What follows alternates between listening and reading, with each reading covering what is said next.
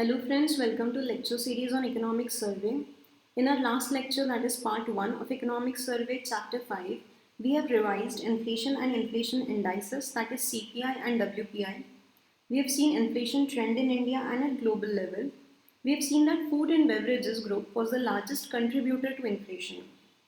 We have also seen that onion, tomatoes and pulses contributed the largest to food inflation. Also, we have seen the reasons for the rise in prices of onions and tomatoes. Let's start with the reasons for pulses inflation. Pulses being the major contributor to food inflation. As you can see in this graph, the rate of pulses inflation went from negative zone, that is minus 20% in 2018 to positive zone, that is plus 15.4% in 2019. So this reflects a drastic change in the prices of pulses. But another interesting thing is the production of pulses is actually increasing. Here you can see that it has increased from 163.5 million tons in 2015-16 to 231 million tons in 2016-17. So if you see, this is actually an increase of 41% in the production of pulses within 1 year.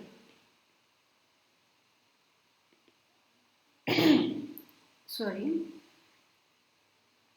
We have seen in the case of onions and tomatoes that there were supply constraints and the supply could not match demand for various reasons and hence the prices raised. But in case of pulses, we can clearly see that production has increased, so then why prices of pulses are rising? Let's look at this. Now, as you can see here, the production of pulses has increased by 41% in just 1 year. So there will be an abundant supply of pulses in the market, and we have already seen as supply exceeds demand, prices crash. And hence farmers will not realize good prices for their pulses. So now what happens? In the next sowing period, this farmer decides to reduce the area under pulses and grow some other crop. So when the produce reaches market, now there is less supply and more demand for pulses. And as we have seen, when demand exceeds supply, there will be a demand pull inflation. And because of scarcity of pulses, the prices will now increase. So this is the reason for rise in prices of pulses. Sorry again. Other reasons are rains in growing states and thereby fall in the area sown for pulses in the growing states. Summing up the reasons for rise in pulses prices, we can say that there were rains in growing states, thereby decrease in the area sown in growing states, and low price realization by Indian farmers because of high production. Now, according to survey, between 2018 and 2019, the CPI inflation for pulses has gone from minus 20.2 to 15.4%. We have seen this. It is going from negative zone to positive zone. Negative zone to positive zone. What that indicates is that 1 year the prices of pulses are witnessing a steep rise and the other year the prices of pulses are witnessing a steep fall. And we don't want this for any commodity. We always want prices to be in predictable range. So we'll see what can be the reason for this steep rise and fall, steep fall in the prices of pulses. We have seen that production of pulses has actually increased, and so there will be an abundant supply of pulses in the market. And as we've already seen, as supply exceeds demand, prices will crash, and hence farmers will not realize good prices for their produce. So now what happens? This farmer decides to reduce the area sown under pulses and grow some other crop. Sorry.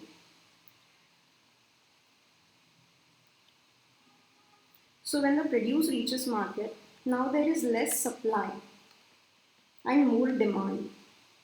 So there will be scarcity of pulses, and due to this scarcity, prices of pulses will increase. Now when the next Kharif cropping season comes, when the farmer will have to make sowing decisions as to what to sow and in how much area to sow. By this time, because of scarcity of pulses, prices will have already shoot up. Okay, so what the farmer will think, if I increase the production of pulses now, I will get good price. Okay, now as farmer decided to boost production of pulses, what will happen in this period? There will be huge supply of pulses and the supply will exceed demand. And as we have seen, what happens when supply exceeds demand? When supply exceeds demand, prices will crash. So this whole cycle where farmers are influenced by last year's prices, and when they base their sowing decisions on the premise that there is pre-existing demand in the market, and hence they will get good return, and this causes the supply to exceed and eventually prices to crash. This whole cycle is not known as cobweb phenomenon. So this actually happened in 2014 when the prices of pulses in the market skyrocketed. And seeing this, farmer boosted the production of pulses, but eventually in subsequent years, prices of pulses fell. So cobweb phenomenon is when after prices of particular agricultural commodity shoots through the roof during a season of scarcity, farmers resort to boosting the production of that commodity. Okay, and that causes the problem of plenty. And then because of this problem of plenty, prices will crash. So this gives rise to a cycle. So what actually happens? Prices fluctuate. Because of that, farmers do not get enough prices, and because of that, they reduce the area sown for that particular crop. That causes lower supply, that causes scarcity, and that causes prices to shoot. But in the next period, what happens? The same farmer boosts its production, and so there is a problem of plenty, huge supply, and prices again crash. So this is a cycle, and this cycle is known as cobweb phenomenon. So what's wrong with the farmer basing their sowing decisions on the prices they got last year? What's wrong with it? It is wrong because in case of agricultural commodities, supply reacts to prices with a lag of one time period because supply decisions take time to implement. So that's the problem with agricultural commodities. Okay. So what actually happens in cobweb phenomenon? We have seen price fluctuations lead to supply fluctuations, and that cause a cycle of rising and falling prices. That's a cobweb phenomenon. You can see in this graph, price fluctuation caused supply fluctuations. Okay, and that caused a cycle of rising and falling prices. Okay, low supply caused rise in price. Then again rise in price caused high supply. Then again high supply caused fall in price. This goes on in a cycle. So this is the cycle. The same cycle you can see in this graph.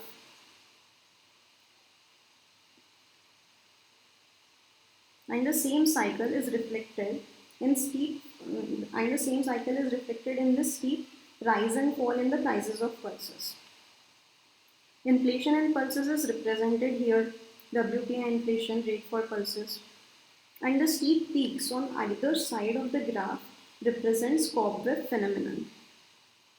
These peaks on the graph shows that there is a cobweb phenomenon in case of pulses. The same fact is highlighted in the survey, that the presence of peaks shows the presence of cobweb phenomenon. Let's take an easy question. The Economic Survey 2019-20 has recently observed cobweb phenomenon in which of the following case? Rice, wheat, sugar, pulses. If you are watching this video on our website, you can go ahead and click the right answer on your screen, and once you attempt all the questions in this video, you can also get your score. So the answer for that is D, we have seen pulses. Now, is this cobweb phenomenon good? No, because price fluctuations lead to supply fluctuations and that will cause inflation. And cobweb phenomenon gets reflected in the prices.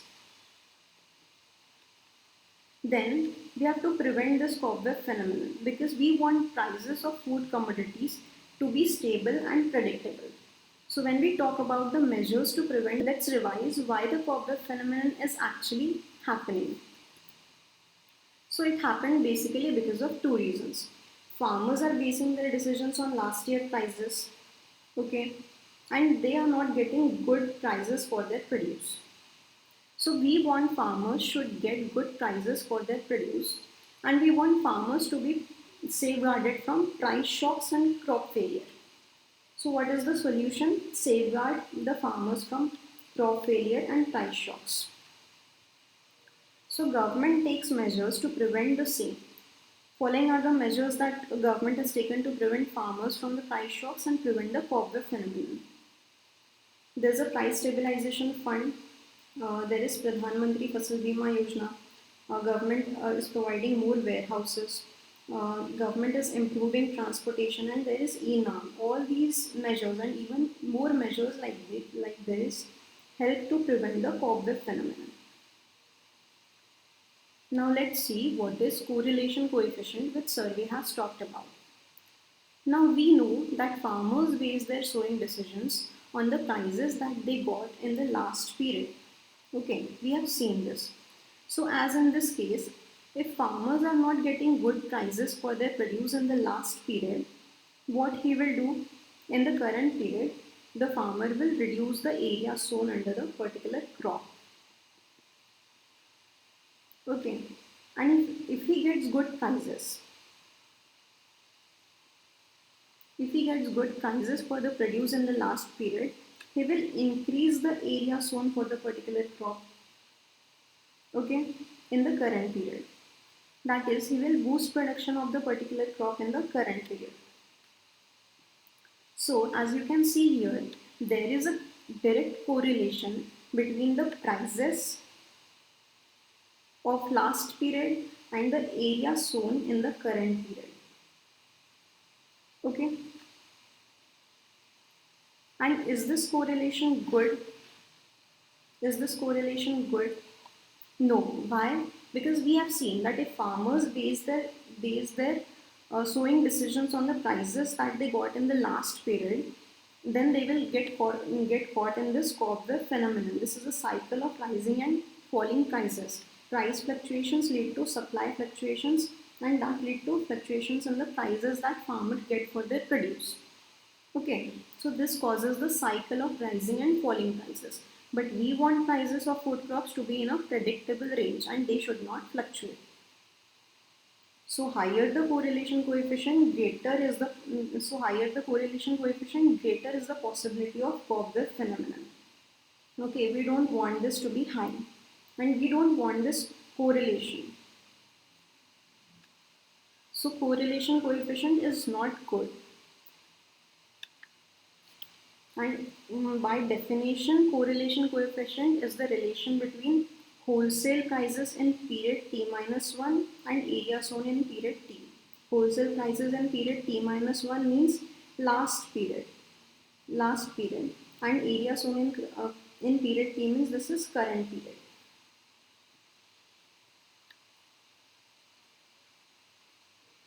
And by correlation coefficient, we will find out whether a correlation exists between the prices and area, whether they are linked, whether a correlation exists between them, between the prices and area sown, prices of last period and area sown in the current period. And if it exists, then how strong that is, how strong the correlation is. Higher the correlation coefficient, higher is the possibility of cobweb phenomenon. So by knowing the correlation coefficient, we can take preventive measures to avoid the cobweb phenomenon. So as we have seen the presence of cobweb phenomenon in case of pulses, survey has listed correlation coefficient for some of the pulses. For gram, it is 0.83. That is a positive correlation. That means there is a possibility of cobweb phenomenon in case of gram. For Tur, it is 0.86. That is an even more strong positive correlation. For Urad, it is 0.90. That is even more stronger positive correlation. And for Moong, it is 0.6. Here, the correlation coefficient is weak. So there are lesser chances of cobweb phenomenon in Moong. Okay. Now we'll see price volatility. Price volatility means fluctuations in the prices of commodities, and we do not want fluctuations in the prices of food commodities because that has negative effects on both consumers and farmers. Farmers are then more exposed to price shocks, and we do not want that. So we'll see which commodities have the highest price volatility. As you can see in this table, in case of rice, wheat and palm oil, the price volatility is low because there is adequate supply of supply of these commodities, and there is sufficient domestic production as well. And also we maintain a buffer stock for rice and wheat. Okay. Then we come to vegetables. Here the price volatility will be the highest because these are perishable commodities. Also there are supply constraints like we have in case of tomatoes. In case of tomatoes, there were supply constraints. Maharashtra and Karnataka are the largest producer of tomatoes. So when these areas are under rains, as it happened this time, the supply of tomatoes and rest of the parts of the country were affected, and that's why the prices of tomatoes increased. Okay, then another thing is there are also incidences of stock holding and speculation, like we see in case of onions. Then in case of tomato, sugar, gram, tur and urad, survey observes that there was a rise in volatility due to supply constraints. As we can see in this graph, tomato, sugar, gram, tur and urad have seen increase in the price volatility. Let's take a question. Which of the following is correct? Higher the correlation coefficient, higher the possibility of cobweb phenomenon. Higher the correlation coefficient, lower the possibility of cobweb phenomenon. Only one, only two, both, or none. If you are watching this video on our website, you can submit your answer by clicking the right answer on your screens. And you can also view your score for your questions in this video. Hoping that you have submitted your answer by now. The right answer here is A, one only. We have seen that correlation coefficient is not good. Higher the correlation coefficient, higher is the possibility of cobweb phenomenon. Let's take another question. Which of the following is true? The price volatility of tomatoes has increased because of supply constraints. To reduce the price volatility of onion, government is maintaining a buffer stock for onions under price stabilization fund. Only one, only two, both, or none. As you know, if you're watching this video on our website, you can submit your answer by clicking the right answer on your screen. Take some time to answer it. Okay, so answer here is C, both are true. The price volatility of tomatoes has increased because of supply constraints. That's right, we have seen that. And to reduce the price volatility of onion, government is maintaining a buffer stock for onions under the price stabilization fund. So both are true. Moving further, then let's have a look at crude oil and fuel inflation. Survey says that globally, crude oil prices are declining due to weak demand. And in case of fuel, we have seen a rise in inflation. Let's see the trend in global commodity prices. As per the commodity prices published by World Bank, the energy commodity prices are decreasing, food prices are also decreasing, and the metals and minerals index is also showing a price decline. So all the three are declining. Now let's see some measures that government take to control inflation. We know that we do not want fluctuations in food prices, so government tries to stabilize the prices of essential commodities and moderate the prices by following measures. 1. Government can impose import duty. Like in 2017, government imposed a 30% import duty on chana and masoor because their production was expected to be high in that season. Now, had a cheap imported chana and masoor been available from outside in the Indian market, Indian farmers would also have to sell chana and masoor at lower prices, and thus wouldn't have got the good price for their produce. Therefore, this imposition of import duty on chana saved Indian farmers from price shocks. Next is minimum export price. Minimum export price is the price below which an exporter is not allowed to export the commodity from India. Recently, minimum export price was imposed on onion, and subsequently its export was also banned by government. Why? Because onion prices were continuously rising in domestic market. Now prices of onion was already high in the Indian market, and in that case, if onions from Indian market are exported to other countries, price of onion will again shoot up. So government imposed this minimum export price on onion along with the export ban. In other cases, government also advises states for effective action against hoarders and black marketers to prevent stock holding and speculation. Also, government sometimes imposes stock limits, that is a restriction on how much of a commodity you can stock at a time. Other measures that government can take is to incentivize farmers to increase their production through various schemes and by giving a minimum support price. Okay, lately, we have seen high price volatility in case of onions, and government has taken these measures to reduce this price volatility. Some of the important measures are there is a buffer stock now of onion, and to bridge the deficit, government supplied onions directly from this buffer stock to markets in Delhi. Government has also imposed a minimum export price on onion, and government also imposed stock limits on onions. So this was all about today's lecture. A very small portion from chapter 5 of Economics Survey volume 2 is remaining, that is headline and core inflation. Uh, this is remaining. Other things we have covered in our lecture today. So we will see in next lecture. Thank you for your patience, and I hope it was helpful. See you in next lecture.